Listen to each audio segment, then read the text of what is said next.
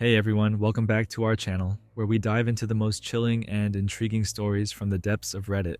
I'm Cryptid, and today we have a spine-tingling tale that will keep you on the edge of your seat. A quick introduction to skinwalkers. For those who aren't familiar, a skinwalker is a creature rooted in Native American folklore, particularly among the Navajo. These beings are believed to be witches or shamans who have the power to transform into, possess, or disguise themselves as animals. Their eerie ability to mimic human voices and their malevolent intent make them one of the most feared entities in legend. Subscribe for more content.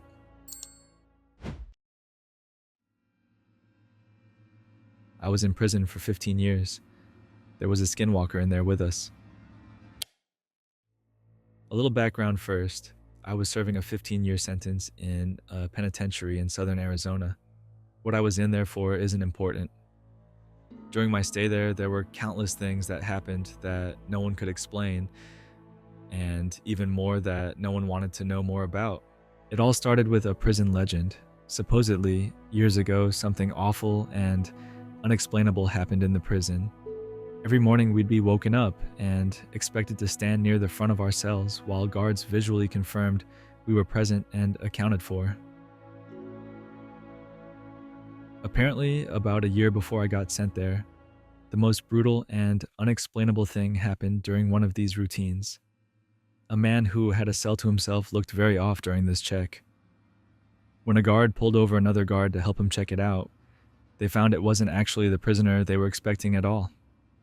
It was a totally different man. This man was wearing the skin of the other man over him, loosely fitting, draped over him, apparently looked like a real monster. The scariest things were, though, was the guy wearing the skin was not an inmate.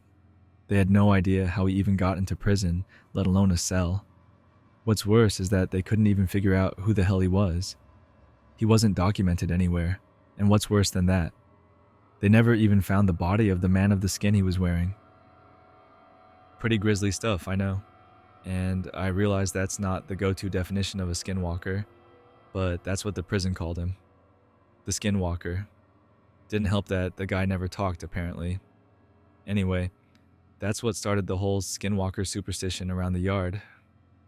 Apparently, the guy got shipped to a different spot about a month after it happened, and just about everyone in Gen Pop felt all the better for it. I heard about the story on the second day of my stay. Hell of a story to hear to place in your home for the foreseeable future. Now onto the real shit, though. Sure, that guy was the skinwalker, but all he did in the long run was get an old lifer Navajo inmate to tell everyone about actual skinwalkers. It seemed like a lot of the prison culture actually revolved around them. Now, apparently, skinwalkers are tricky to point out on the spot, but if you manage to survive around one for more than a minute or two, almost everyone can tell the mannerisms are all off. They can mimic human speech but not replicate it. They twitch manically. They have an unnatural gait while walking, but apparently they got better with experience. The old Navajo guy, his name was Carl, said that he was sure there was an actual one among the prisoners. Slowly picking us off over the years, he called it the Grandmaster Skinwalker at one point. Apparently he thought it had human mannerisms down so well that you might not even be able to tell if it was your cellmate for a day or two. It had to be good, he posited one night. He would expect a skinwalker to jump at any opportunity for a kill. But this one realized it had a revolving door of people to kill coming to it, and masterfully bided its time, as Carl thought, for years. A lot of guys found humor in it. A lot more were really on edge about it. Every once in a while in prison, people snap. Sometimes you'll find your cellmate swinging in front of your bunk, strung up around the neck by his pant leg. Sometimes you just can't take it anymore. But in our yard, people tended to snap in a very special way. It wouldn't be an outburst at dinner or a silent suicide in the night. Guys would just stop talking, hunch over, and shuffle around. Any friendships they had would be mostly out the window. They would turn into a loner during rec time. They would let their hair hang in front of their face. No one liked to talk about it. Like, if they did, it would happen to them next. I felt the same way. I didn't know if it was a skinwalker, or just people going crazy, but I didn't want to find out. It wasn't clockwork or anything, but every time someone snapped in this way, it wasn't more than a couple weeks before they were shipped off or transferred to God knows where without anyone else knowing beforehand. Then there was the nighttime occurrences. Short, loud bursts of sound echoed through my cell block during all hours of the night on a regular basis. It sounded like a mix between a pig's dying squeals and nails on a chalkboard. Just another thing no one liked to talk about.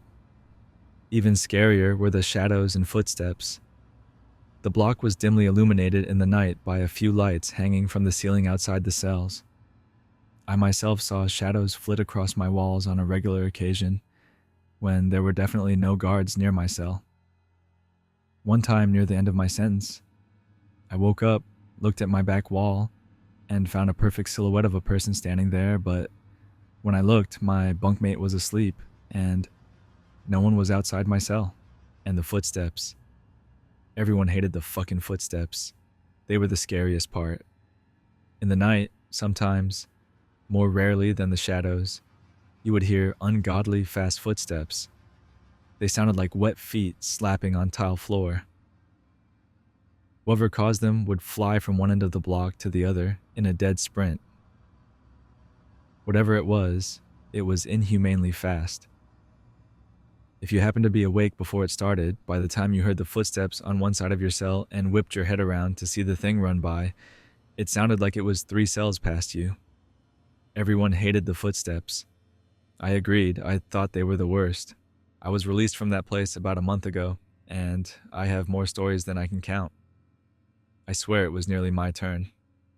About a week before I was discharged, my cellmate and a good friend of mine snapped. In the same kind of way.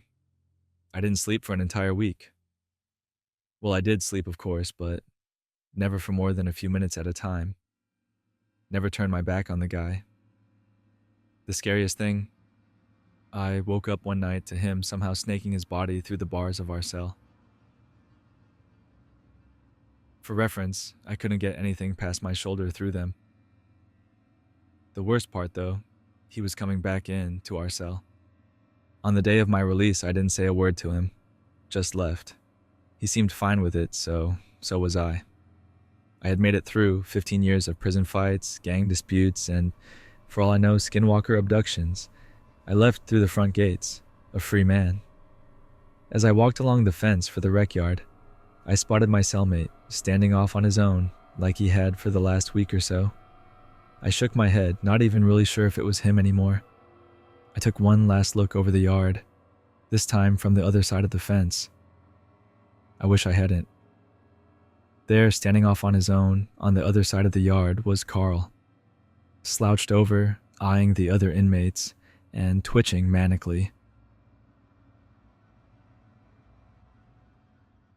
And there you have it, one Reddit user's harrowing encounter with what they believe was a skinwalker. Whether you believe in these creatures or not, there's no denying the fear and mystery surrounding them. If you enjoyed this video and want to hear more chilling tales from the depths of Reddit, be sure to hit that like button and subscribe to our channel. Don't forget to ring the bell icon so you never miss an upload. Thanks for watching, everyone. Stay curious, stay spooky, and we'll see you in the next video.